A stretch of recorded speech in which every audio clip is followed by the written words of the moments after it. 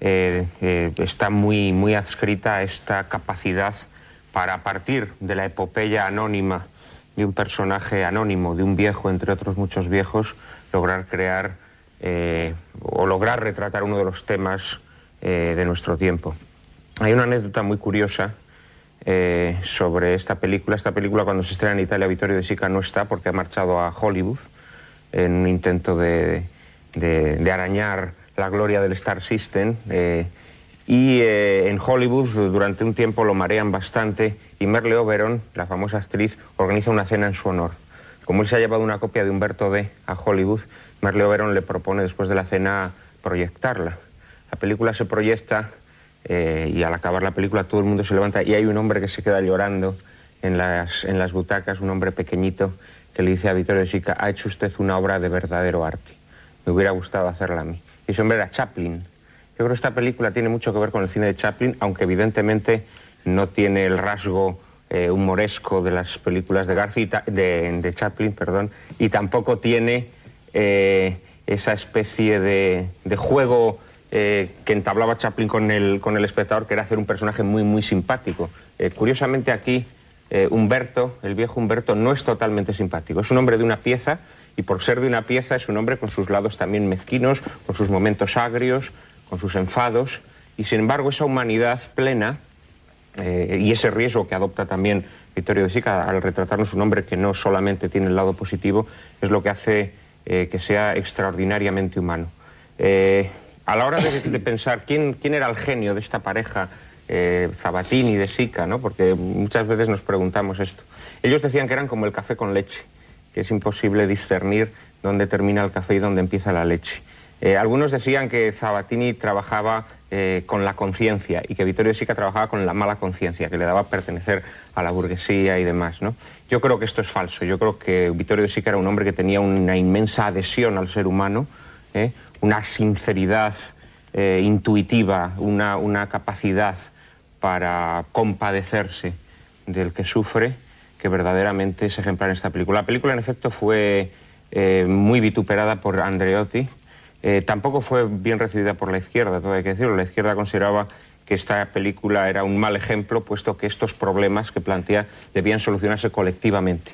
Y esta es una película muy individualista. Vemos a un hombre solo, totalmente solo, que ha sido rechazado por la maquinaria social y que ya no va a poder volver a entrar a ella.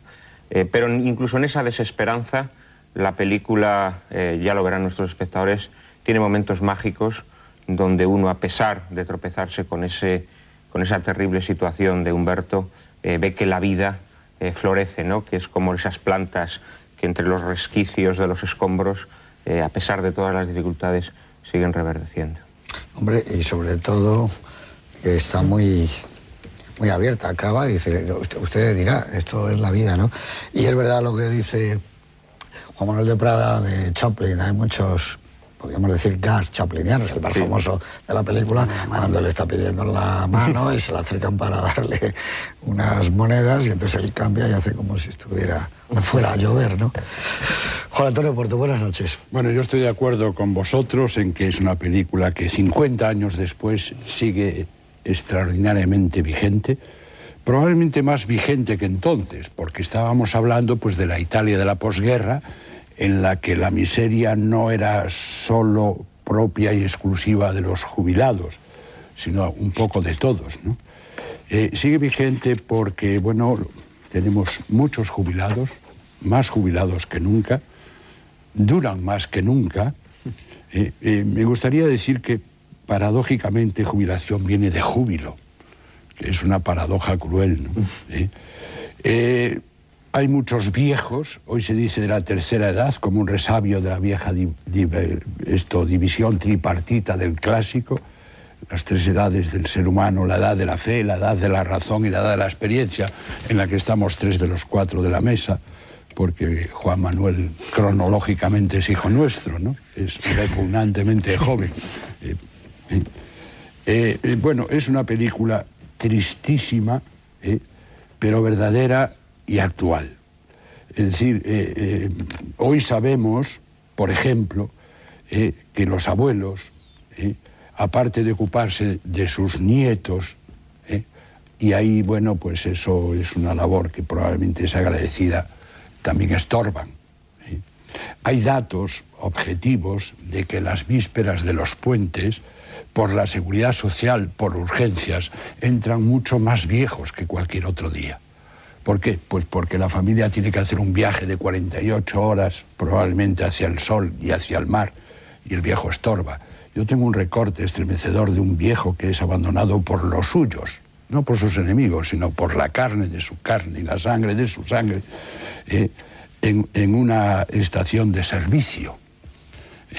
Bueno, esto es verdaderamente estremecedor, y bueno, hay una maravillosa novela futurista, una extraña fábula aterradora de Bioy Casares, Diario de los días de un cerdo, en donde hay unos jóvenes parafascistas o paranazis o nazis y fascistas impara, que se dedican al exterminio pues de los viejos, de la tercera edad, porque son muchos, cada día más, duran más y consumen y no producen.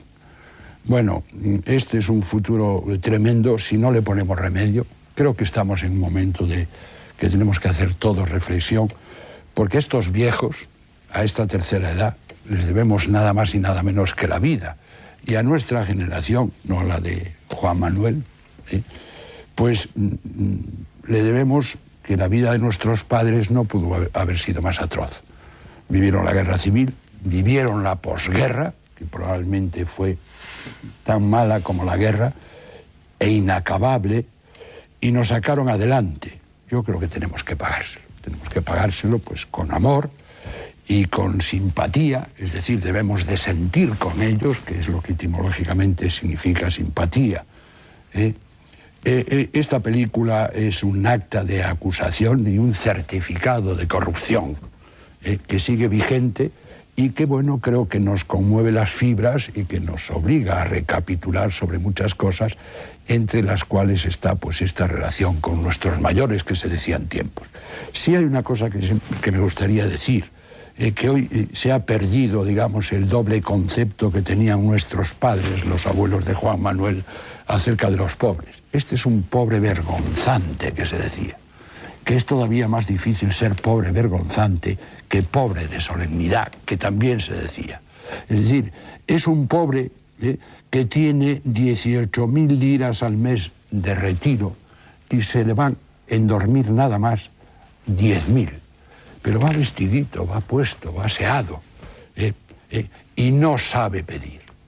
Quiere convertirse en pordiosero, como ha contado José Luis, y hay ese gag chaplinesco. Le da vergüenza cuando le van a dar e invierte la mano para ver si caen gotas de lluvia o no caen. Se ha perdido, es decir, la división entre el pobre vergonzante y el pobre de solemnidad, que, por ejemplo, el pobre de solemnidad es el que le compra el reloj, ya lo veremos.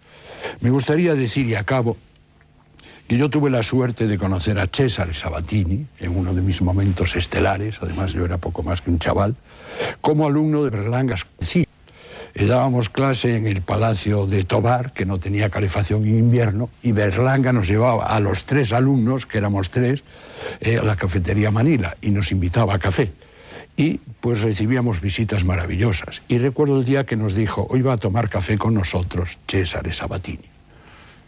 Nos invitó, gracias Luis por aquellas clases, y estuvimos hablando con él pues 4 horas. Era de noche cuando se acabó la clase, ¿no? Nos habló de la desliteraturización del cine. El cine es otra cosa. Y bueno, nos pareció fascinante. Se quitó la boina al entrar. Efectivamente parecía un paleto maravilloso perdido en Madrid. Había llegado en taxi, y fue pues uno de mis momentos estelares, ya digo, porque me pareció un hombre fascinante, al que le sigo profesando la misma admiración, entre otras razones, porque me ha conmovido, como muy pocas veces me ha conmovido un autor cinematográfico. Bueno, muy bien. Además, lo recoge Stefan Zweig en momentos estelares de tu humanidad. Sí. Ahí sale el momento cuando conociste a Sabatini. Vamos a ver una película especial. Hoy podía decir, pero sonaría como otras veces incluso a una broma, con no mucho gusto. Eso que digo yo, de saquen ustedes el reclinatorio para ver esta película, pero realmente es una obra excepcional y que sé que muchos de ustedes van a acabar con lágrimas en los ojos y con una congoja tremenda. Esto es sencillamente la ética en acción. Es una obra